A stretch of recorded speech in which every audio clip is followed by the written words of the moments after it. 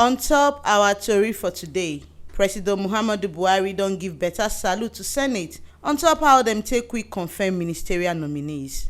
Presido Buhari don salute the ogbonge work wey Senate do on top the confirmation of ministerial nominees. E never too tey wey Presido Buhari send list of 43 nominees to dey in cabinet as ministers give Senate for screening. And on top the screening, na im Senate don do better work to take confirm dem on time and dem follow the normal process take do this one. Naija pipo want result, and with the list of the ministers dem, confidence dey say dis pipo wey dey the list dem go deliver and dem go give dem their portfolio. Dat na the office wey dem go hold as inauguration go follow and waka. Presido Buhari tok say the pipo wey dey dis list na correct pipo as dem no dey use work play, and with dem collabo with im administration, dem go help achieve wetin we want for the country. And dat one na say make the country dey safe, make corruption no dey, and everybody for the country life go dey kampe and e go go well. E tok say the executive come meet the 9th National Assembly with better hope for cooperation, with open mind, and say where dem fair dey suspect, now dem don dey show trust and dem ready collabo well with the 9th National Assembly. Presido Buhari tok say check wey oyinbo dey call scrutiny no mean bad thing, but na better way of good governance. And with the new national legislators and ministers dem get mind and hold gidigba say Naija go waka well. E still tok say dem ready gidigba for the executive and the legislature to collabo well to bring the change, the one wey Naija want, and to carry Nigeria waka go the next level.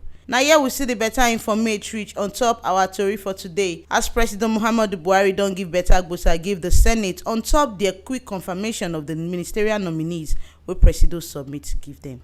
Make una no forget say this ogbonge information so na Till Live Media na im bring am come for una. And to continue to dey get this correct and clear information as they happen for Nigeria and for everywhere for the world, make una no forget to follow, comment and subscribe for our YouTube channel for Till Live Media TV. Now if you still follow us, waka enter Facebook to follow and like our page for Till Live Media. Our website sit down gidigba for www.tillivemedia.com. Make una follow am to get ogbonge tori as e dey hot.